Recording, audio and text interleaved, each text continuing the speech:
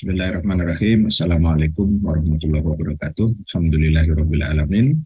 Wassalatu wassalamu ala asyrofil anbiya wal mursalin wa ala alihi wa sahbihi ajmain. Asyhadu an la ilaha illallah wa asyhadu anna Muhammadan abduhu wa rasuluhu alladzi la nabiyya wa la rasula ba'dahu. Alhamdulillah, segala puji hanya milik Allah. Shalawat dan salam kita sampaikan pada baginda Rasulullah Shallallahu Alaihi Wasallam, keluarga, sahabat, dan juga umatnya kita semua hingga akhir zaman. Amin ya Allah ya Rabbal Alamin.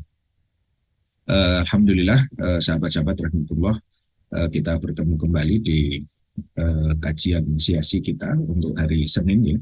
Alhamdulillah hari ini Kang Ayi dan juga Bapak Ibu sekalian, kita ini sebenarnya dalam suasana yang sangat luar biasa, karena ini kita masuk dalam hari yang ke-8 ya. Jadi ini insya Allah mudah-mudahan sahabat-sahabat sekalian, ibu bapak sekalian juga sama-sama kita menjalankan ya saum sunnah ya, tarbiyah, dan juga insya Allah besok ya hari Selasa itu adalah 9 Zulhijjah ya, sehingga kita juga nanti bisa lanjutkan dengan saum ya Arafah ya, di mana insya Allah ya esok hari ya sahabat-sahabat para kaum mukminin gitu ya yang sedang melaksanakan haji, insya Allah Selasa besok ya itu akan melaksanakan puncak haji ya, yaitu wukuf di Arafah, sehingga mudah-mudahan ya kita juga bisa ya melaksanakan ya saum sunnah ya Arafah, dan insya Allah ya berikutnya nanti hari Rabu gitu ya, insya Allah kita akan sama-sama masuk ya kepada Idul Adha ya 10 Zulhijjah 1444. Jadi ini 3 hari ini Kang Ayi dan sahabat-sahabat sekalian, ini suasana yang sangat sangat luar biasa kalau menurut saya ya. Jadi hari ini hari Tarwiyah, hari Senin, kemudian besok Arafah, dan insya Allah hari Rabu adalah kita menjalankan atau menyambut ya suasana Idul Adha dan juga Idul Kurban, begitu ya kira-kira. Nah, dalam suasana inilah kita membahas tema ini gitu ya. Jadi mungkin sahabat-sahabat sekalian sudah banyak ya mendapatkan kajian yang terkait dengan seputar makna haji begitu ya, dan kemudian juga Idul Kurban. Nah, ini pagi ini kita akan membahas satu yang berbeda, yaitu terkait dengan ada apa di balik heboh ya Al Zaitun. Ya, kalau pekan yang lalu kita sudah membahas panjang lebar ya tentang bagaimana keadaan kaum muslimah begitu ya, khususnya saudara kita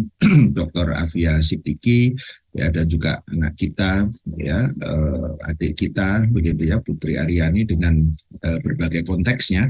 Maka mari kita lihat hari ini ada apa sebenarnya yang kemudian terjadi dengan Al Zaitun ini ya, karena TKP-nya lagi-lagi di Jawa Barat gitu ya. Jadi ini tentu kita sebagai warga Jawa Barat Kang Ayi, dan mungkin yang di luar Jawa Barat bisa merasakan bahwa situasi sini ini sangat-sangat kemudian penting ya untuk kemudian kita cermati begitu ya, apalagi sekali lagi dalam suasana 3 hari menjelang kemudian Zulhijjah atau 10 Zulhijjah ini. Baik, kita mulai dulu dari fakta ini yang terkait dengan kehebohan apa sih begitu ya, yang saya kira mungkin sebagian sahabat-sahabat sebenarnya sudah mulai muncul ya polemik ini itu sekitaran Idul Fitri kemarin sebenarnya kan. Jadi kalau Idul Fitri berarti Syawal ya, kemudian kita masuk Zulqa'dah, kemudian sekarang Zulhijjah. Ada beberapa perkembangan peristiwa yang cepat ya terkait dengan Al Zaitun ini gitu ya. Yang pertama ini adalah dari satu berita yang kemarin dirilis ya tanggal 15 Juni. Jadi kalau hari ini tanggal 26 ya 26 Juni, maka kita hari ini bisa melihat sudah cukup lama sebenarnya, tetapi inilah yang menjadi aksi pertama gitu ya, yang masa dari forum ya Islam menggugat ya di Indramayu itu melakukan aksi damai di Al Zaitun gitu ya. Jadi di situ diberitakan gagal tembus barikade ya di Ma'had Al Zaitun Indramayu, masa FIM ya itu ancam demo ke Istana Negara. Dan nanti di beberapa bagian terakhir saya akan sebutkan hari ini Kang Ayi juga akan ada demo besar-besaran di Jakarta begitu ya, terkait juga dengan ini. Jadi saya kira momennya ini sangat sangat pas begitu ya, pagi hari ini ya atau hari ini terkait dengan isu Al Zaitun ini gitu ya. Jadi digambarkan di sini kalau kita nanti dalami berita ini, penjagaannya begitu luar biasa. Jadi kurang lebih 1.500 ya personil itu kemudian dikerahkan ya. Anda bisa lihat ini, gambar ini saya sengaja ambil dari sudut depan ya, atau yang angle-nya ini untuk memperlihatkan betapa bahwa ya wajar saja kemudian masa ini gagal untuk menembus gitu ya. Ya polisinya aja sudah 1.500, coba Anda bayangkan begitu kan. Dan ini menandakan banyak hal sebenarnya. Ya ada apa sih sebenarnya kok sampai kemudian dijaga sedemikian banyak ya polisi begitu ya, sehingga kita kebayang begitu ya, beberapa waktu yang lalu ada pengajian malah dibubarkan gitu ya.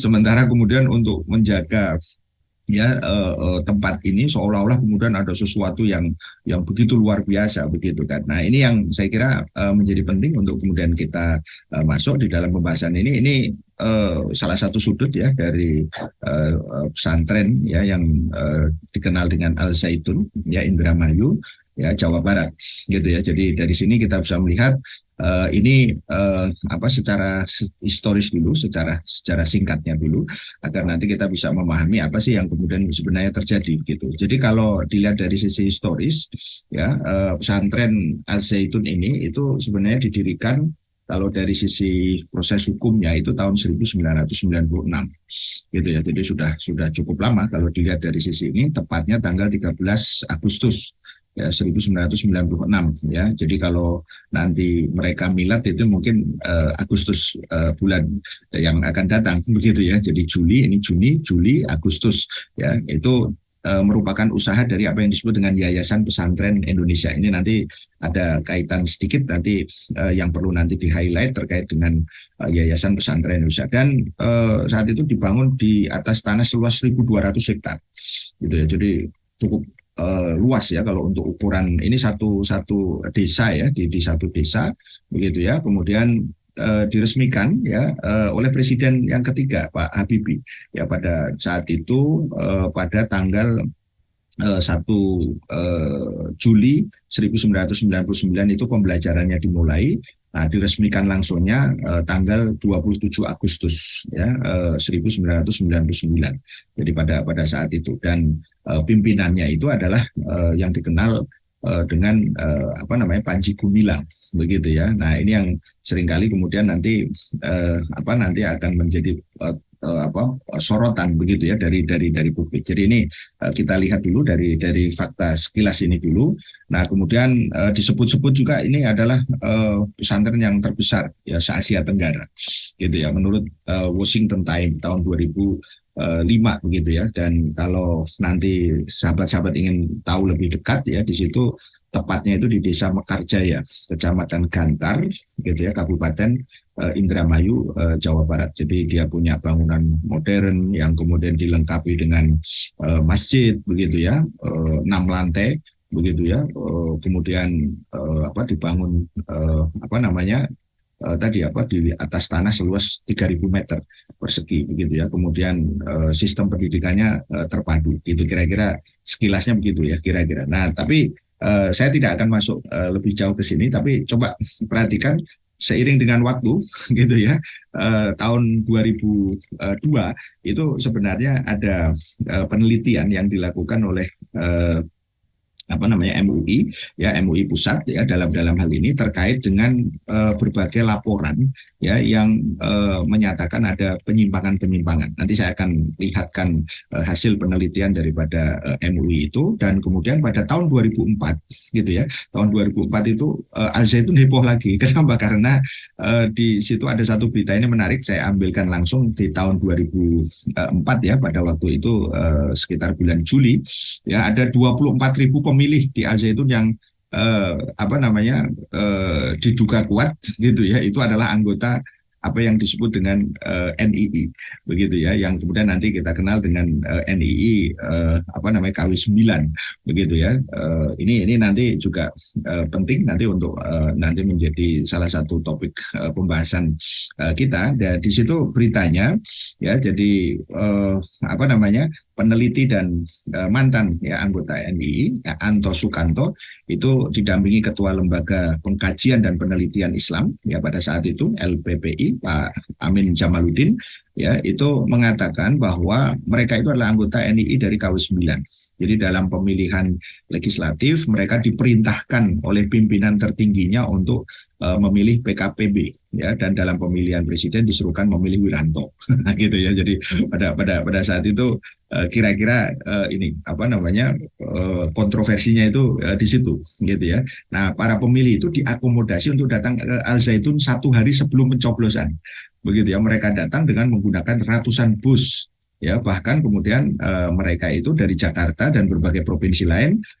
Kemudian mereka itu tadi apa namanya ditampung atas nama Yayasan Pesantren Indonesia Ma'had Al Zaitun tadi itu, gitu ya. Nah, menurut apa Anto Sukanto ini ketika ditanya apa kompensasi memilih Wiranto, saya tidak tahu, tapi mereka harus mematuhi para pemimpinnya, yaitu untuk memperjuangkan tegaknya NII. Nah, gitu kira-kira itu yang jadi. Nah, kemudian terjadi polemik saat itu, bahkan Panglima kalau nggak salah waktu itu sampai apa namanya memecat gitu ya aparatnya, karena ternyata busnya itu yang digunakan adalah bus-bus milik TNI untuk memobilisasi tadi itu. Nah, ternyata ketika kemudian terjadi polemik diulang akhirnya. Nah, berita selanjutnya itu ketika diulang hasil pemilu ulang di Pondok Pesantren Al Zaitun memecahkan rekor penyelenggaraan pemilu di Indonesia. Kenapa? Karena 5 pasang capres dan cawapres ya pada saat itu ya memperoleh suara sama, yaitu 0. Karena tidak ada pemilih yang menggunakan hak pilihnya, begitu ya. Jadi itu yang terjadi seperti itu, sehingga kemudian akhirnya ya rame lah, tapi kemudian ya begitu hilang lagi, begitu ya.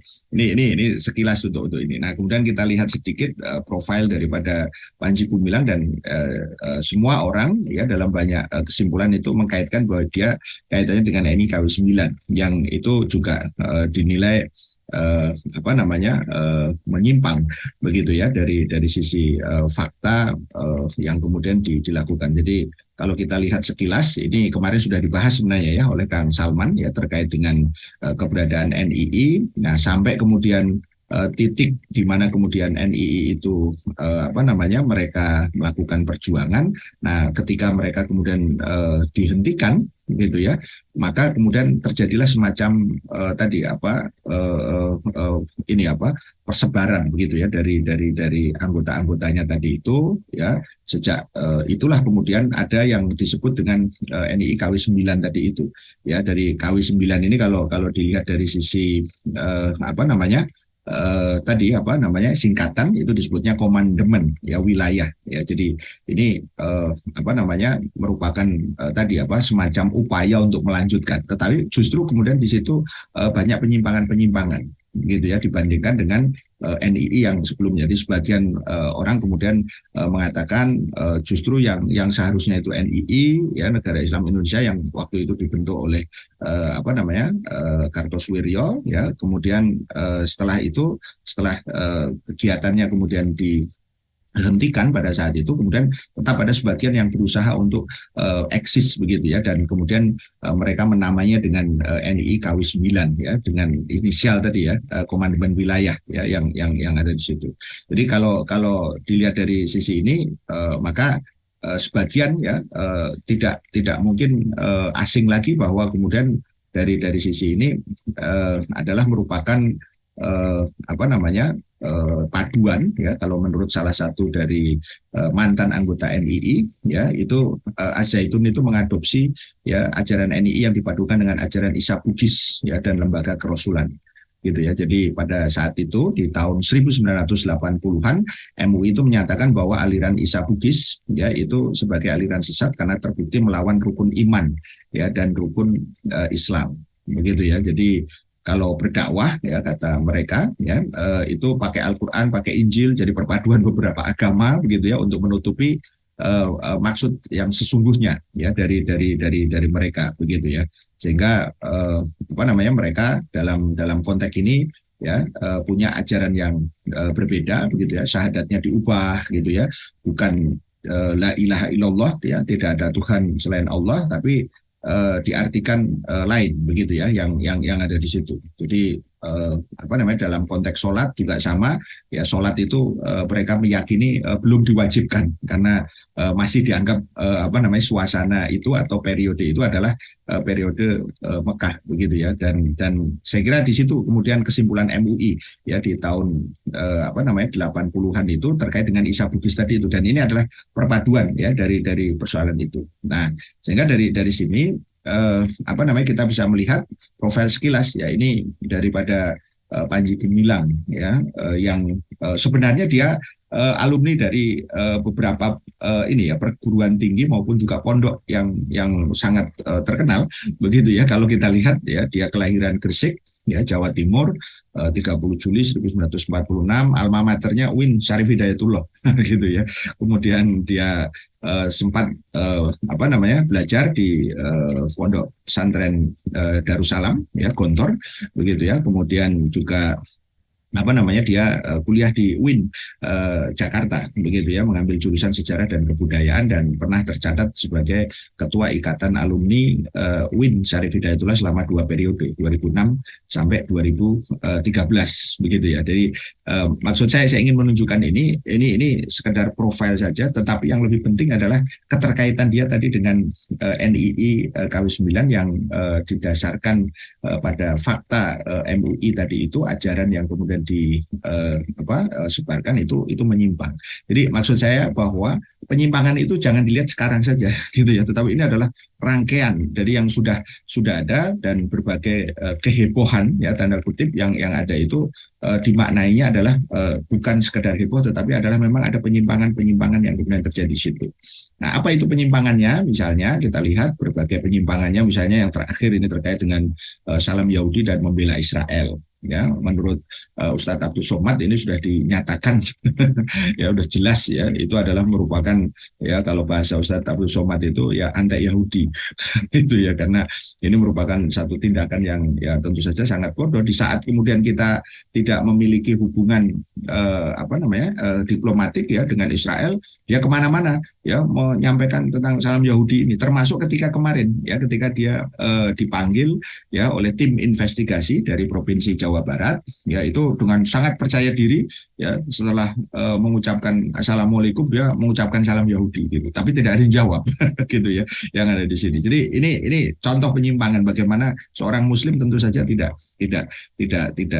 layak begitu ya melakukan hal yang seperti itu. Kemudian yang beberapa sebelumnya kita tahu ada soft sholat ya, yang bercampur pada pria dan wanita, dan orang kafir pun ikut sholat ya. Ini gambarnya udah saya kira sangat viral di beberapa media massa, ini yang dimaksud campur aduk dengan perempuan di shop yang ini. Kemudian ini adalah orang kafir ya yang kemudian ikut di dalam masjid. Jadi dari sini ya sudah banyak penyimpangan gitu kan. Kemudian khotib Jumat perempuan begitu ya. Terus kemudian yang lain yang saya kira juga sudah sangat clear ya, dia mengaku komunis gitu ya, saya komunis ya, dia bilang begitu.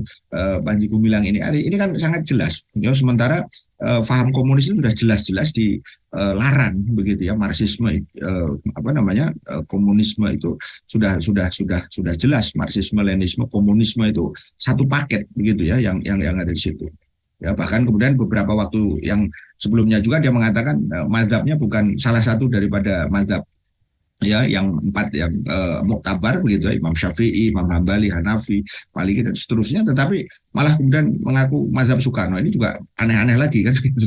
Jadi hal-hal yang sebenarnya ini yang tadi kegaduhan-kegaduhan yang tidak perlu begitu ya dalam konteks ini. Makanya nanti sahabat-sahabat sekalian bisa apa namanya menilai secara utuh gitu. Nah, kita masuk ke dalam konteks temuan MUI ya, yang sekali lagi tadi sudah dipublish sebenarnya tahun 2002.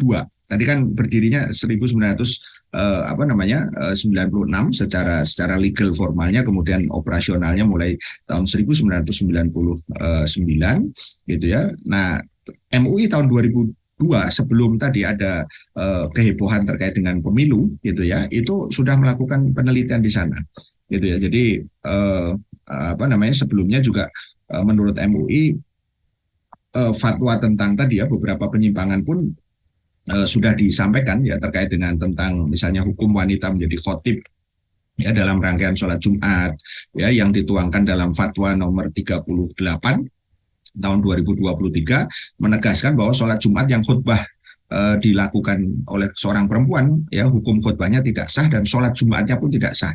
Nah, gitu. Itu salah satu contoh saja. Tetapi apa namanya, kalau kita lihat dari Ketua MUI bidang fatwa, ya Kiai Haji Asrorun Niam Soleh, dia mengatakan bahwa eh, kalau kemudian dilihat dari sisi hukum, ya maka fatwa tentang hukum wanita menjadi khotib dan rangkaian sholat Jumat itu sudah dikeluarkan ya oleh MUI. Menurut Wakil Sekjen MUI ya Ihsan Abdullah, itu kemudian ditegaskan gitu ya, bahwa MUI meminta pihak kepolisian menyelidiki kasus ini karena dugaan penghinaan agama yang dilakukan pemimpin tadi Az-Zaitun ya. Kalau pidana ya bukan hanya menyimpang, dia melakukan tindakan pidana tadi, membuat keresahan, melakukan penghinaan terhadap agama, penodaan agama dan lain-lain. Nanti ini konform juga dengan apa yang diungkapkan oleh Menko Polhukam gitu ya, meskipun Menko Polhukamnya baru-baru ini saja ya kemudian melakukan itu.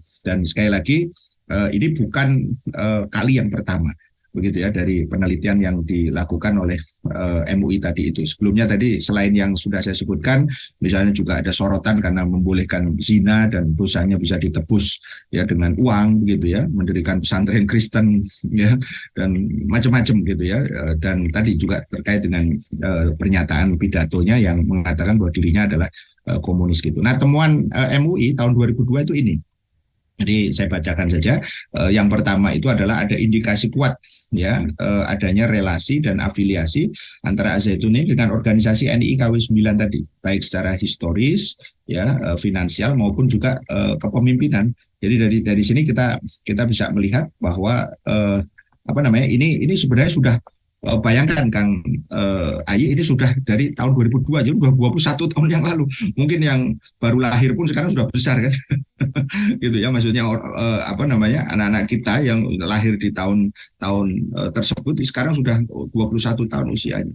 Ya, tetapi kenapa? Nah, itu yang nanti akan kita jawab di belakang. Kenapa ini tetap eksis gitu. Nah, yang kedua, terdapat penyimpangan paham dan ajaran Islam yang dipraktekkan oleh organisasi NII KW 9 seperti mobilisasi dana yang mengatasnamakan agama Islam yang diselewengkan.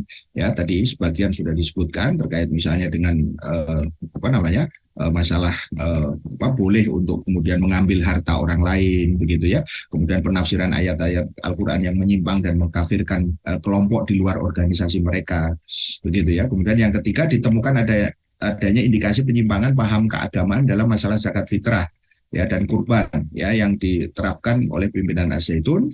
Ini juga dimuat sebagai di dalam majalah mereka. Kemudian persoalan Az-Zaitun terletak pada aspek kepemimpinan yang kontroversial ya, yang Panji Gumilang tadi itu, dan sejumlah pengurus yayasan yang memiliki kedekatan dengan organisasi NII KW 9. Dan yang kelima adalah adanya indikasi keterkaitan sebagian koordinator wilayah yang bertugas sebagai tempat rekrutmen santri Az-Zaitun dengan organisasi NII KW 9.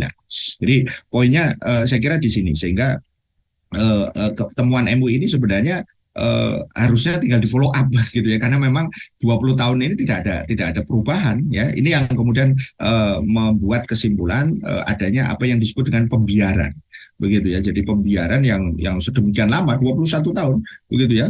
Kasusnya Dr. Afia Siddiqi kemarin juga hampir sama kan, kita bisa tahu ya, sejak tahun 2003 itu beliau mengalami satu kondisi yang sangat zalim begitu ya, dan kemudian sampai hari ini itu tidak ini apa namanya, tidak tuntas atau belum selesai. Bagaimana kemudian diselesaikan kalau kemudian kita tidak apa namanya, tidak serius ya di dalam kemudian melakukannya gitu. Nah, kemudian yang kedua juga MUI mengeluarkan 10 indikator yang terkait dengan fatwa sesat gitu ya. Jadi kalau kita lihat di dalam konteks ini saya kira sudah sangat jelas ya, menurut Ketua MUI bidang dakwah dan ukhuwah Kiai Haji Khalil Nafis ya tanggal 16 Juni kemarin menyebutkan bahwa ajaran dari Al-Zaitun di Indramayu ini menyimpang begitu. Jadi meminta ya agar segera pemerintah hadir dan menyelesaikan masalah Panji Gumilang dan Al-Zaitun karena ajarannya sudah diputuskan menyimpang oleh MUI dan Ormas Islam. Kondisinya meresahkan sehingga di demo massa dan berarti bikin gaduh begitu ya. Nah, juru bicara Kementerian Agama ya Ana Hasbi mengatakan bahwa pihaknya tengah mengkaji kontroversi ya dari pesantren Al-Zaitun ini dari pihak Kemenak ya kemarin itu karena apa namanya kita bisa lihat di situ Al-Zaitun itu kalau nanti terbukti ya gitu ya sebenarnya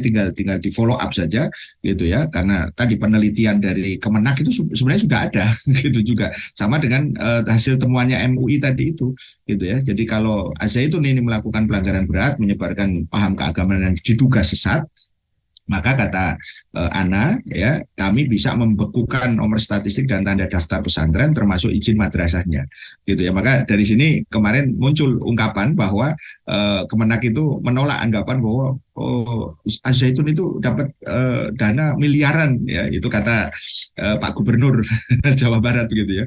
Nah Kemenak kemudian mengatakan ya itu apa namanya tidak dalam konteks semacam membackup gitu ya karena memang ternyata terdaftar sebagai pesantren ya mungkin ada dana-dana pendidikan yang kemudian memang mereka dapatkan secara formal begitu ya. Nah ini yang saya kira penting untuk nanti dievaluasi secara apa namanya komprehensif begitu. Nah di dalam apa namanya fatwa yang terkait dengan sesatnya aliran yang kemudian ada di masyarakat itu ada 10 kriteria, 10 indikator. Satu, ya ini mengingkari rukun iman dan Islam. Yang kedua, meyakini akidah yang tidak sesuai dengan Al-Qur'an. Ya, yang ketiga meyakini turunnya wahyu ya setelah Al-Qur'an. Gitu ya. Kemudian yang keempat itu mengingkari kebenaran Al-Qur'an. Ya, kelima melakukan penafsiran Al-Qur'an yang tidak ya berdasarkan ilmu tafsir. Ya, kemudian mengingkari hadis Nabi sebagai sumber ajaran Islam. Yang ketujuh menghina para nabi dan rasul. Ya, kedelapan mengingkari Nabi Muhammad SAW sebagai nabi dan rasul terakhir. Yang kesembilan mengubah ya pokok-pokok ibadah sesuai dengan ajaran Al-Qur'an dan As-Sunnah. Ya, dan yang ke-10 mengkafirkan sesama muslim gitu ya. Jadi kalau dilihat dari sisi ini sebenarnya sudah terlihat gitu ya beberapa hal yang tadi itu masuk di dalam kriteria dan ini tentu akan apa namanya tinggal dikaji saja sebenarnya begitu ya. Jadi sekali lagi ini bukan persoalan baru. Ini yang penting yang saya ingin tegaskan sudah dari sejak 2002 berarti 21 tahun yang lalu itu sudah kemudian ada pengkajian dan yang terkait dengan kriterianya pun juga sudah sangat jelas begitu ya. Nah makanya itu juga kita diingatkan kembali bahwa deretan fatwa MUI terkait dengan aliran sesat ini juga tidak hanya kasus ini saja ya, tetapi juga misalnya terkait dengan Ahmadiyah misalnya hingga Ghafatar misalnya yang pertama ya tentang Islam Jamaah ya ini dianggap apa namanya kategorinya sesat ya sejak tahun 1971 ya MUI sudah kemudian memberikan fatwa dan sudah dilarang oleh Kejaksaan Agung ya yang pada saat itu gitu ya. Jadi umat Islam yang bukan termasuk golongan Islam Jamaah kata mereka pada saat itu golongan yang masuk neraka begitu ya. Kemudian Ahmadiyah ini jelas ya yang kemudian mengatakan bahwa kepercayaan Ahmadiyah yang menganggap bahwa Mirza Ghulam Ahmad itu nabi terakhir setelah Nabi Muhammad SAW harus diikuti. Nah tentu itu kemudian apa tadi sesuai dengan kriteria tadi itu ya maksudnya masuk ini. Kemudian juga tadi Lia Aminuddin ya yang dikenal dengan Lia Eden ya, atau mungkin Lia Edan kali ya. Karena tadi mencampur adukan apa namanya tadi berbagai ajaran agama kemudian tadi mengaku menerima tadi doa dan ajaran tertentu dari malaikat Jibril begitu ya dan kemudian yang keempat itu adalah gerakan Fajar Nusantara ya Ghafatar ya tahun 2007 pada saat itu yang menempatkan Ahmad Mossadegh itu sebagai guru spiritual sekaligus nabi gitu ya yang dipengaruhi pemahaman Milah Ibrahim. Jadi saya ingin katakan bahwa memang fatwa sesat MUI ini juga bukan bukan hanya sekarang saja begitu ya. Jadi sebenarnya sudah sangat clear gitu ya. Nah, lagi-lagi negara tidak hadir itu yang kemudian selama 21 tahun ini begitu kan. Nah, mungkin orang akan bertanya lebih jauh, kalau begitu sebenarnya ada apa sih di balik Az-Zaitun itu gitu kan. Nah, ini salah satu pokok pembicaraan kita pagi hari ini. Siapa sih di balik apa namanya Az-Zaitun itu? Nah, menurut ya Imam Supriyanto ya, beliau ini tadi pendiri dari YPI, Yayasan Pesantren Indonesia, yang biasa beliau inginnya disapa sebagai Mbah Imam gitu ya, yang ada di situ. Itu mengatakan ya di salah satu TV kemarin di TV One itu ketika diskusi bahwa dia mengungkapkan ada dua nama di situ gitu ya, yang jelas-jelas ini tentu saja penting untuk kemudian nanti cermati begitu. Jadi dia mengatakan yang pertama itu adalah Pak Kumis gitu ya, yang kemudian orang mengatakan siapa Pak Kumis itu ya. Pembicara yang lain kemudian mengatakan Pak Kumis itu ya sudah mafhum orang, yaitu adalah Hendro Priyono gitu kan, yang menjadi tokoh intelijen gitu ya. Kemudian yang nama kedua yang disebut adalah Muldoko begitu ya, oleh Mbah Imam Supriyanto tadi, itu yang kemudian tadi terkait ya dengan masalah ini. Nah, artinya ada orang yang sudah sangat jelas ya berani mengatakan, dan Mbah Imam ini bukan orang baru ya, beliau ini terkait dengan tadi ya katakanlah pendiri ya langsung daripada Az-Zaitun, yang kemudian belakangan akhirnya dipaksa mundur ya katanya itu gitu ya dari ini. Nah, kemudian pada faktor berikutnya ya, kita bisa melihat di satu sisi juga Panji Gumilang menyebut bahwa Hendro Priyono itu adalah kawan dekat. Ada video lama yang kemudian merupakan kunjungan daripada Hendro Priyono yang dengan jelas mengatakan bahwa dia menyebutkan Panji Gumilang itu adalah teman saya dan saya akan hadir gitu ya kalau dibutuhkan gitu ya. Itu di saat Hendro Priyono masih dalam posisi sebagai kepala BIN ya pada saat itu. Jadi sosok Pak Kumis ini ya itulah yang kemudian membuat kita akan berpikir kenapa hari ini negara itu sangat-sangat boleh dibilang ya lamban begitu menangani ini, padahal ini sudah 21 tahun. Jadi kalau ini tidak terjadi polemik lagi ya, mulai dari tadi Idul Fitri tadi itu ya terkait dengan masalah sholat dan seterusnya sampai yang terakhir dilakukan, kita mungkin akan bertanya ini sebenarnya apa sih yang membuat sulit gitu ya. Sementara kalau ke yang lain gitu ya, Menko Polhukam gercep gitu ya. Kita tahu tentang kasus HTI, kemudian juga kasusnya FPI begitu ya, yang luar biasa begitu kalau menurut saya gitu. Nah, beberapa perkembangan yang terkait dengan fakta itu dari situ maka kita bisa melihat ada dua hal. Yang pertama itu terkait dengan tim investigasi dari Provinsi Jawa Barat kemarin itu sudah melakukan pemanggilan katanya terhadap Panji Gumilang ini. Nah, dia datang, tapi dia tidak memberikan keterangan apapun.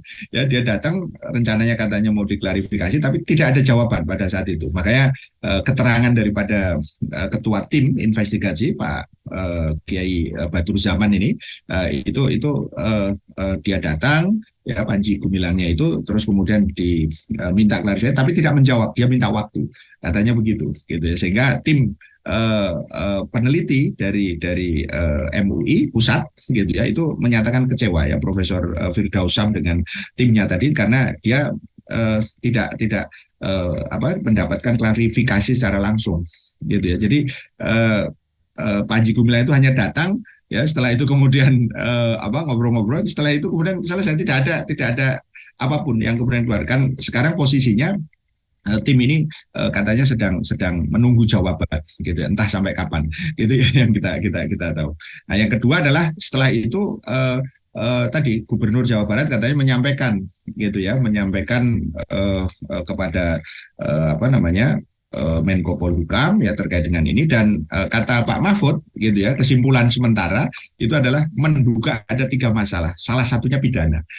Gitu ya. Jadi belum dibuka ya apa yang kemudian menjadi fakta maksud pidana tadi, apakah nanti terkait dengan yang tadi sudah kita ungkapkan, publik saya kira sudah bisa apa namanya meraba lah gitu kira-kira apa yang kemudian ini. Tetapi sekali lagi kita menyoroti bahwa aspek yang kemudian sekarang terjadi ini sangat lambat sebenarnya yang terjadi. Makanya ya ini yang saya maksud tadi itu Senin tanggal 26 Juni tahun 2023 hari ini nih ya nanti jam 1 ya itu ada apa namanya aksi ya damai ya 266 ya ya yang intinya tuntutannya itu dua ya untuk mencabut izin ya dan menutup permanen ya Ponpes Al Zaitun tadi itu karena sudah jelas mengajarkan kesesatan, paham yang sesat kepada santrinya, kemudian nanti dilanjutkan ke kantor Menko Polhukam ya dengan tuntutan aksi bubarkan ya Ponpes tadi Al Zaitun tadi itu. Jadi dari sini kita bisa melihat ini masyarakat sebenarnya sudah sangat apa namanya luar biasa begitu. Bahkan beberapa ulama-ulama seperti ya tadi Was gitu ya, Ustadz Abdul Somad atau kemudian Habib Rizik Sihab misalnya itu juga sudah memberikan tadi apa namanya pandangan-pandangannya dan saya kira semuanya satu suara lah begitu bahwa ini tidak boleh berlarut-larut. Di negara itu harus hadir. Jadi negara itu jangan lambat kalau urusan yang seperti ini. Kita masih ingat ya pada waktu itu ketika kasus penistaan agama oleh si Ahok itu kan tadi apa lambat ya. Baru ketika di demo baru mulai gitu ya, mulai gerak begitu ya. Nah kalau nggak di demo mungkin pertanyaannya ya mungkin bisa jadi nggak terjadi proses hukum ya yang ada di situ sampai demonya ya dibilang orang berjilid-jilid gitu ya yang ada di situ. Nah, baik kita masuk sedikit ke sini. Apa kalau begitu analisis yang bisa kita ambil dari apa namanya isu ini yang pertama saya kira analisis mikronya itu adalah faktanya memang ada penyimpangan. Itu sebenarnya bukan hal yang baru sebenarnya. Ada penyimpangan terkait ini kita kutipkan tadi pendapat dari MUI dan ini sudah sejak tahun 2002 begitu ya.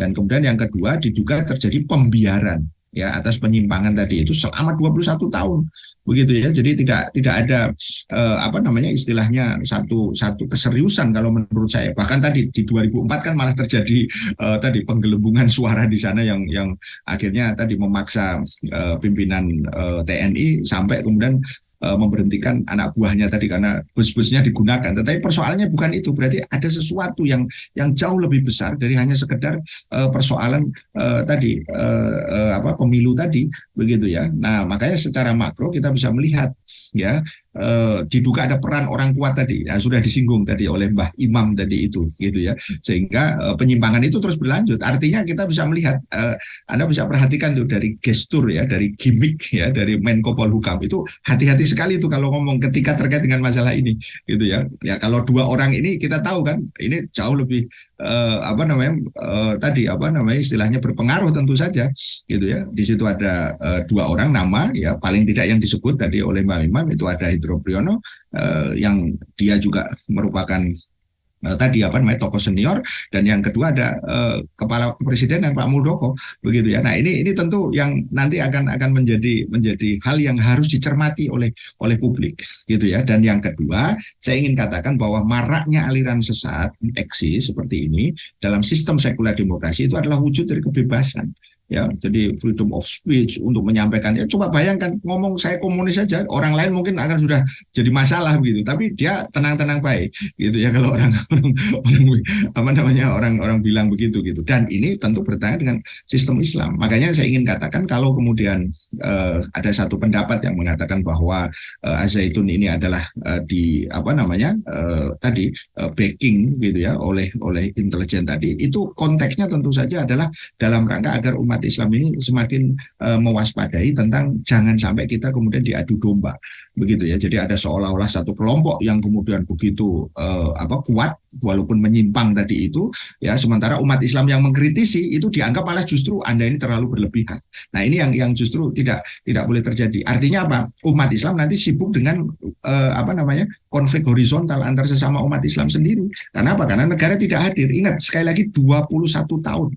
Ya, kalau dihitung dari tahun apa 2002 tadi itu sebenarnya kita sudah melihat tidak ada keseriusan dalam konteks ini. Makanya inilah momen yang sangat bagus begitu ya sehingga apa umat Islam juga kemudian tidak apa namanya boleh diam, ya harus peduli tentang persoalan ini. Kemudian yang kedua juga saya ingin mengatakan, ya kalau itu dikait-kaitkan ya tadi ya pesantren Al-Zaitun ini dengan NII begitu ya, dengan negara Islam Indonesia, kalau ditarik lagi ke belakang tadi itu dikait-kaitkannya dengan apa yang terjadi dengan kasus DITII ya, Kartosuwiryo misalnya, itu jangan juga membuat generalisasi gitu ya, bahwa apa namanya, kalau ada orang Muslim yang ingin ya untuk kemudian ya menegakkan apa namanya syariat Islam secara kafah gitu ya, apalagi dalam naungan khilafah, itu kemudian nanti digeneralisasi gitu sebagai sesuatu yang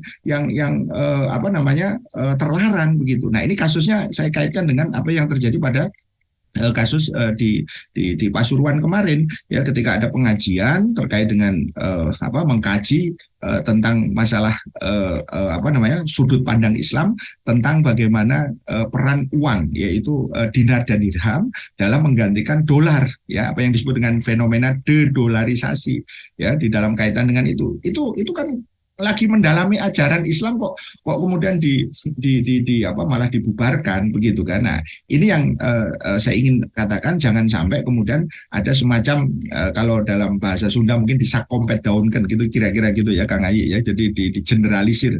Kalau dalam bahasa Jawa itu disebutnya digebiah uyah gitu ya. Jadi di generalisasi. Kenapa? Karena ya khilafah Islam itu adalah ajaran Islam gitu ya. Ini yang saya ingin kutipkan juga pendapat yang kemarin disampaikan oleh Profesor Muzakir ya, ahli pidana dari Universitas Islam Indonesia di Yogyakarta ya, bahwa pengajian itu adalah sesuatu yang apa namanya sah untuk dilakukan ya, dan itu adalah bagian daripada tadi ya pengamalan ya ketaatan seseorang terhadap agamanya begitu, dan itu hak konstitusional begitu ya secara hukum ya kalau dilihat dari situ. Dan kemudian yang kedua, tidak membutuhkan izin, yang dibutuhkan itu pemberitahuan. Oh, nanti kalau misalnya di rumah atau di tempat tertentu misalnya, itu yang perlu itu diberitahu. Kalau izin itu nanti kan gini, kalau tidak diizinkan gimana? Masa pengajian tidak diizinkan?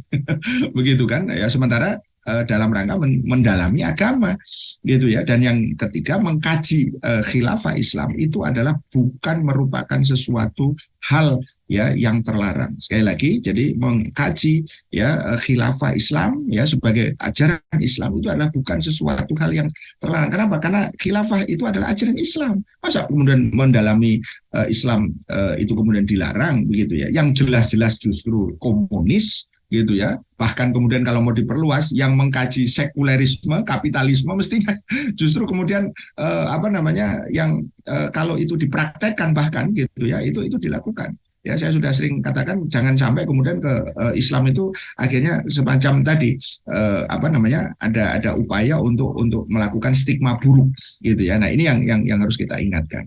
Sehingga sebagai kesimpulan ya dari poin kita sebagai pengantar ya, apa yang pertama, berdasarkan kajian dari MUI ada penyimpangan di Al-Zaitun, itu sudah jelas tadi itu. Jadi dari di sini artinya apa? Pemerintah tidak boleh diam, harus hadir dan segera gitu ya. Jadi tidak nanti bertele-tele lah begitu, kira-kira begitu ya. Nah, yang kedua, diduga terjadi pembiaran atas penyimpangan Al-Zaitun karena ada cawe-cawe. Nah, ini yang tadi ini kan orang kuat sebagai operasi memecah belah umat Islam dan tumbuh subur ya, maksudnya tadi penyimpangan tadi itu dalam sistem sekuler demokrasi. Maka di sini kita harus komprehensif untuk kemudian melihat ini. Maka implikasi politiknya apa? Ya, kalau dari sisi ini cabut ya izin dari Al-Zaitun tadi itu, dan tangkap serta proses ya hukum ya dari Panji Gumilang dan backing yang ada di belakangnya, mestinya sampai di situ. Jadi tidak hanya sekedar Panji Gumilangnya saja, tapi tokoh-tokoh yang terkait dengan itu, siapapun dia begitu ya. Kalau itu kemudian kita memahami bahwa ini adalah persoalan yang tidak main-main gitu ya, penyimpangan terkait dengan agama dan membackupnya gitu kan. Coba bayangkan membackupnya begitu ya. Dan yang ketiga, hentikan praktika sistem sekuler demokrasi dan tegakkan Islam yang kafah ya dalam naungan khilafah Islam. Jadi saya kira poin ini yang nanti bisa menjadi gambaran kepada kita semua, Kang Ayi, bahwa kesimpulannya ya tadi sudah jelas ada apa di balik heboh ini. Ya tentu ada penyimpangan, dan penyimpangan itu justru malah kemudian di backingi begitu ya. Dan ini tentu saja tidak akan lepas dari adanya sistem sekular demokrasi yang apa justru malah melanggengkan kondisi-kondisi yang seperti itu. Saya kira sebagai pengantar itu, terima kasih Kang Ayu, mudah-mudahan nanti kita bisa berdalam di dalam diskusi. Assalamualaikum warahmatullahi wabarakatuh.